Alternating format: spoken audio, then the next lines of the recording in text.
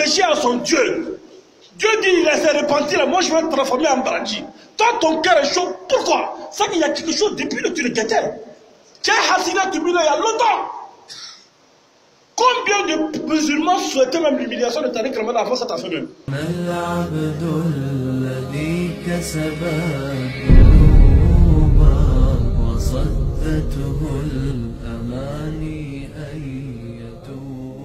Mes frères, mes sœurs, Allah nous interpelle dans le Coran, il dit ceci. وجاهدوا في الله حق جهاده هو اجتباكم وما جعل عليكم في الدين من حرج ملة أبيكم إبراهيم هو سماكم المسلمين من قبل وفي هذا ليكون الرسول شهيدا عليكم وتكونوا شهداء على الناس فأقيموا الصلاة وآتوا الزكاة واعتصموا بالله هو مولاكم فنعم المولى ونعم النصير.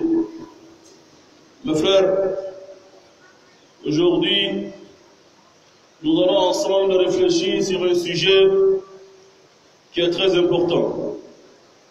Un sujet qui est plus que d'actualité. Un sujet qui doit intéresser tous les musulmans et toutes les musulmanes.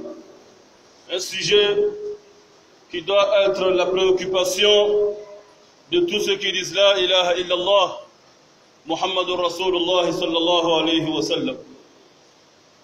Mes frères, aujourd'hui, nous avons en face de nous un ennemi, ou des ennemis qui ne dorment pas, des ennemis qui n'oublient pas, des ennemis qui savent ce qu'ils veulent, des ennemis dont Dieu nous a parlé d'eux depuis le départ, des ennemis qui ont un projet qu'ils doivent réaliser. وَلَنْ تَرْضَى عَنْكَ الْيَهُودُ وَلَا النَّصَارَى حَتَّى تَتَّبِعَ مِلَّتَهُمْ. Allah dit dans un autre verset وَدُّوا لَوْ تَكْفُرُونَ كَمَا كَفَرُوا فَتَكُونُوا سَوَاءً. Allah dit, les mécréants, les juifs, les chrétiens ne vont jamais te laisser, ne te seront jamais favorables tant que tu n'as pas encore suivi leurs traces. Donc, qu'est-ce qu'ils vont faire? Depuis le début de l'histoire, ils ont une stratégie, ils ont une méthode. Te décourager, te persécuter, ou bien t'induire en erreur. Ils ont toutes les stratégies en tout cas qu'il faut. Aujourd'hui, nous avons comme notre siècle doit le reconnaître. Le siècle, le 21e siècle doit le reconnaître que dans le monde francophone, il y a un grand homme qui se nomme Tariq Ramadan. Ah oui. Un grand homme qui se nomme Tariq Ramadan, qui près de 30 ans, ou plus que 30 ans, est en train de combattre sur le chantier d'Allah, sur le sentier de Dieu, pour la cause de l'islam. Ils ont traqué sur tous les chemins. Ils l'ont guetté dans tous les trous. Ils l'ont poursuivi dans tous les ghettos. Être humain qu'il est, pécheur qu'il est comme toi et moi, ils l'ont enfin eu, ou ils pensent qu'ils l'ont eu. Et quand ils l'ont attrapé, ils l'ont jeté aux pieds des musulmans. Et c'est nous, on a commencé à le chuter, comme un ballon. Djenea Kela, adultéré, tais-toi, ferme ta bouche, tu n'es plus digne de nous. Comme si celui qui est en train de dire, Dieu ne sait pas ce qu'il fait dans le trou. Les juges se sont levés partout dans le monde musulman. Je voyais tout récemment des soi-disant juges qui faisaient des soi-disant fatwas, demandant à Tariq Ramadan, ferme ta bouche, tu n'es plus digne de parler de Dieu. Sallallahu alayhi wa sallam. Mes frères, aujourd'hui, écoutons un peu l'histoire d'un sahaba, un compagnon de Rasulullah sallallahu alayhi wa sallam, qui tellement aimait Rasulullah. Quand il voyait des bonnes choses, il fallait qu'il achète pour donner à Rasul. Mais c'était un alcoolique, un compagnon buveur. Un jour il a bu et il tombait. Ils l'ont pris, ils sont venus avec lui chez le messager de Dieu. Et les sahabas étaient en train de le frapper, comme il a du devoir de frapper un alcoolique dans la charia. Et certains étaient en train de le dire, de le maudire, maudit sois-tu. Combien de fois on t'attrape en train de boire l'alcool? Un sahaba, tenez-vous bien. Et Rasoul dit, il regardait celui qui est en train de l'insulter, et il dit, je retiens que cet homme aime Allah et son messager. Je retiens qu'il aime Allah et son messager. Un consommateur d'alcool, ce que Rasoul a retenu, c'est le positif. Pendant 30 ans, quelqu'un est en train de battre tous les mécréants sur tous les plateaux de débat. Mais ce que les musulmans ont retenu, en fin de compte, c'est qu'il a fait pécher. Mes frères, je vais vous raconter l'histoire d'un sahaba de Rasulullah sallallahu alayhi wa sallam. Abu Mihjan al-Thaqafi. Abu Mihjan al-Thaqafi. Abu Mihjan al-Thaqafi, c'était un compagnon de Rasoul qui buvait l'alcool aussi depuis à l'époque de Rasoul. Un sahaba, tenez-vous bien. Mais ici, on est en train de faire sortir Paul pour dire que l'alcool est bon, mais pour dire que l'islam, c'est la religion de la miséricorde et d'amour, de la tolérance et du pardon. Le jugement n'appartient qu'au Seigneur. Oui. Abu Mihjan al-Thaqafi, c'était un compagnon de Rasulullah sallallahu alayhi wa sallam, qui fut fouetté par Omar ibn al-Khattab plusieurs fois parce qu'il buvait l'alcool. Lui, il n'a rien à voir avec Himar, l'autre compagnon dont nous avons parlé, c'est le même personne. Abu Mihjan al-Thaqafi, tellement il consommait l'alcool, mais il n'y avait pas un combattant plus farouche, plus fort à l'époque comme lui. Mes frères, Abu Mihjan al-Thaqafi, un jour après la mort de Rasul sallallahu alayhi wa sallam, il allait en expédition, et l'amir de l'expédition à l'époque, c'était Saad ibn Abi Waqqas. Saad ibn Abi Waqqas, un compagnon de Rasul sallallahu alayhi wa sallam, il fait partie des 10 personnes qui ont été promis, auxquelles le paradis a été promis avant leur mort. Saad ibn Abi Waqqas, il était amir de l'expédition. Ils sont allés en djihad en Irak. Ça veut dire que le djihad qu'ils ont fait, c'était à l'époque en Irak. Le nom de l'expédition, c'était Al-Qadisiyya. Ma'arakat Al-Qadisiyya. C'était en Irak. Abu Mihjan al-Thaqafi, pendant qu'ils sont sur l'esplanade, sur l'espace de l'expédition, les gens l'ont attrapé, ils sont venus donner à Saad ibn Abi Waqqas, amir, pour dire qu'il a bu encore. Saad ibn Abi Waqqas l'a enchaîné et il l'a mis en prison. Et il a fermé pour dire, tu fais honte aux musulmans devant les mécréants. Tu nous as fait honte. On est venu en djihad, tu viens boire ici encore. Tu fais honte. Ils l'ont enfermé. Et ils sont allés en djihad. Abu Mihjan al-Thaqafi, quand il était en prison, il attendait le branchement des sabres. Le combat était houleux. Il attendait les bruits et il attendait les musulmans crier. Ça chauffait derrière eux. Et la femme de Saad bin Abi Waqqas est rentrée et Abu Mihjan s'est mis à pleurer. Il dit à la femme de Saad bin Abi Waqqas, s'il te plaît, détache-moi. S'il te plaît, détache-moi. Je vais aller combattre. Ils sont en train de tuer les musulmans. Laisse-moi aller combattre. S'ils m'ont tué, vous serez débarrassé d'un alcoolique, d'un compagnon du messager de Dieu alcoolique qui vous fait honte. Mais si j'ai pu combattre et que je suis venu vivant, moi-même je vais venir m'enchaîner. Tu n'auras pas besoin, s'il te plaît, laisse-moi partir. Sallu ala Rasulullah. Et il y avait un cheval de Saad bin Abi Waqqas qui était attaché qu'on appelait Al-Balqa. Dès que la femme l'a regardé, la femme a eu pitié de lui. La femme l'a détaché, il a sauté, il est monté sur Balqa.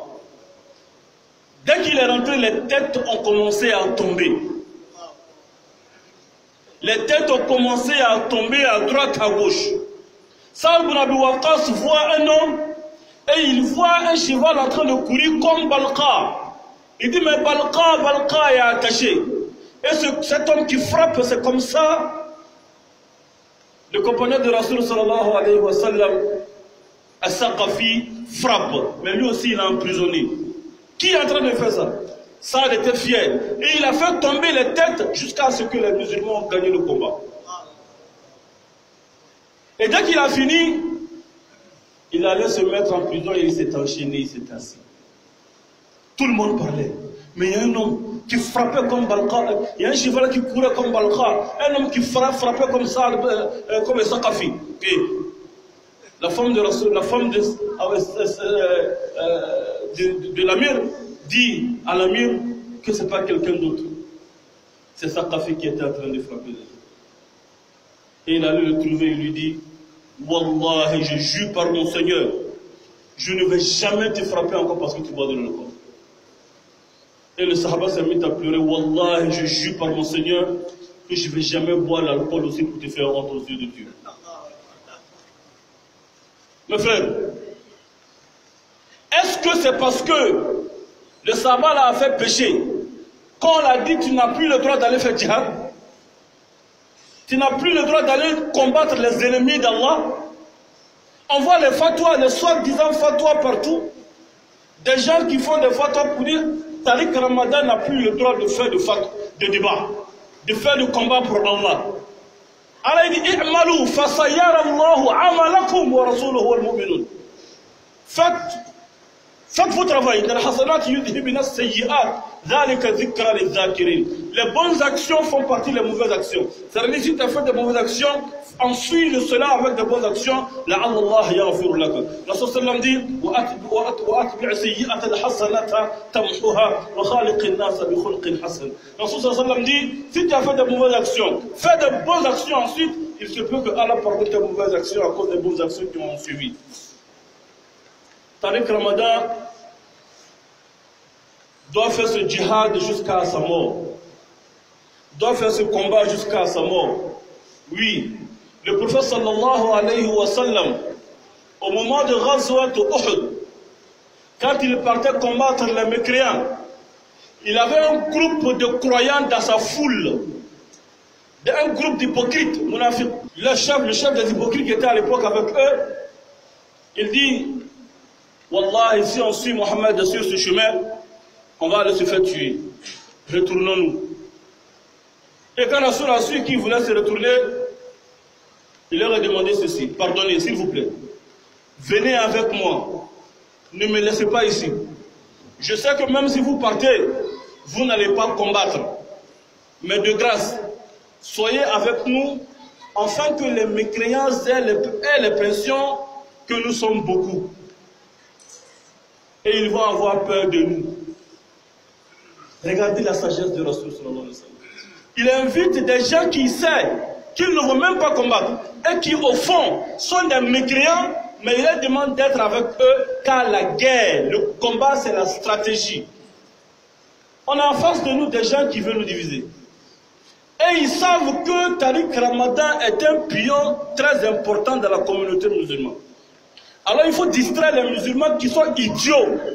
Si on a créé erreur de Tariq Ramadan et on a poussé à l'erreur et on a mis ses défauts devant tout le monde, eux-mêmes vont se désengager de lui, donc ils ne vont plus l'écouter. Donc poussons-le à l'erreur. Alors qu'est-ce qu'ils font? Comme ils savent que le monsieur n'a pas violé, mais ils vont le faire dire qu'il a violé. Ils vont dire qu'il a violé. Se cherchant en cela, au moins il va reconnaître qui est moins que violé. Donc stratégiquement, quand il va dire ça, c'est ce qu'on veut seulement. Sinon nous tous on sait, eux-mêmes ils savent qu'il n'a pas violé. Mais il va reconnaître le moins tout en se cherchant du pire. Alors quand il va reconnaître cela, stratégiquement les musulmans ne vont plus l'écouter encore. Et tout le monde est tombé de là. Pire, on demande même aux gars, il ne faut plus parler de Dieu encore. C'est toi qui es Dieu. Hein? Un homme qui doit aller faire le combat pour la cause de Dieu. En tant que Sahaba, il a bu alcool. Rasoul dit, vas-y. Et mieux, lorsque les compagnons ont commencé à insulter le Sahaba, dont Rasoul avait demandé qu'on le frappe, quand ils ont commencé à l'insulter, Rasoul dit, n'aidez pas le diable contre votre frère. N'aidez pas le diable contre votre frère. Parce que le fait de le pousser pour rejeter, il va aller se confier en fin de compte à Shaitan. Donc n'aidez pas l'Occident contre Tariq Ramadan. N'aidez pas ses ennemis contre lui. On n'est personne pour dire qu'il n'a qu'à rater la parole de Dieu. S'il veut même, il n'a qu'à parler. C'est pour qui parole de Dieu? C'est pour qui? La dawa, il a le droit de parler d'Allah partout où il se trouve. Il a même le devoir de le faire. Et ses péchés n'engagent que lui et Dieu. Et si même d'ailleurs, il n'a même pas besoin de nous demander pardon. S'ils sont à la télé pour demander pardon à tout le monde. Alhamdulillah, si tu ne veux pas accepter, il faut monter en haut, tu vas sauter, tu vas casser ton cou. Tu n'es pas content. C'est simple. Tu montes en haut des étages. Et puis tu sautes. Tu casses ton cou. Est-ce que tu vas voir Tariq Ramadan encore? Moi, quand on a Tariq Ramadan, toi, ce que toi tu fais dans le God, Allah même seul sait. Dieu seul connaît. Mais comme le gars est devant les gens, donc tu veux dire pour lui. Mes frères, nul ne dit que l'adultère est bon. Mais on répète, nul ne juge plus que Allah subhanahu wa ta'ala. Voilà. Le péché, c'est le péché, oui. Et le pécheur doit se repentir. Et mieux, Allah il dit, ولا يزنون ومن يفعل ذلك يلقى أثاما يضاعف له العذاب يوم القيامة ويخلد فيه مهانا إلا من تاب وآمن وعمل صالحا فأولئك يبدل الله سيئاتهم حسنات وكان الله غفورا رحيما ومن تاب فإنه يتوب إلى الله متابا. Allah il dit, les croyants, les vrais croyants ne font pas adultère. Et ceux qui font l'adultère seront minimisés et tout petits dans l'enfer. Sauf ceux qui se repentent. Et s'ils se repentent, je vais transformer même son péché en paradis. Et puis ton cœur est chaud, il m'en fout de ça. Alors dit toi, ton cœur est chaud, il est Moubala. Le gars, il a fait péché à son Dieu. Dieu dit, il s'est repenti, moi je vais le transformer en paradis. Toi, ton cœur est chaud. Pourquoi? C'est qu'il y a quelque chose depuis que tu le guettais. Tu as Hassina Tubila il y a longtemps. Combien de musulmans souhaitaient même l'humiliation de Tariq Ramadan avant cette affaire même? Et des imams, des oustas, des cheikhs, des moufs comme moufti. Comme moufti. Wallahi, si les hommes prenaient grossesse, vous allez voir beaucoup d'imams engrossir ainsi, vous allez voir beaucoup d'imams engrossir alors que ce n'est pas marié. Voilà. C'est pourquoi arrêtons de juger les gens. Arrêtons de juger les gens. Qu'Allah pardonne à mon frère Tariq Ramadan, à mon maître Tariq Ramadan, à mon bien-aimé Tariq Ramadan. Tariq Ramadan, il a marqué sa génération. On n'est pas d'accord avec lui sur beaucoup de points. On ne partage même pas ses points de vue sur beaucoup de points. Parce que nous-mêmes, on le considère comme radical. Lui là, il n'est pas radical. Donc on n'est même pas le même esprit. Mais il fait le travail de Dieu conformément au milieu dans lequel il est. Qui peut comme Tariq Ramadan? Faut parler comme tu veux. Intellectuellement, à toi, il va te frapper. Intellectuellement, il va te mourir avec Koursi Bouila. C'est ce qui a fait aujourd'hui qu'ils se sont réunis. Il faut qu'on finisse ce monsieur. Et aujourd'hui, c'est les musulmans qui sont en train de finir son reste. Mais wallahi billahi tallahi alayhi. Et ce message à Tariq Ramadan. ولا تهنوا ولا تحزنوا وأنتم الأعلون إن كنتم مؤمنين. Allah dit, t'inquiète et te minimise pas, tu seras le plus fort, Inch'Allah, si tu restes croyant.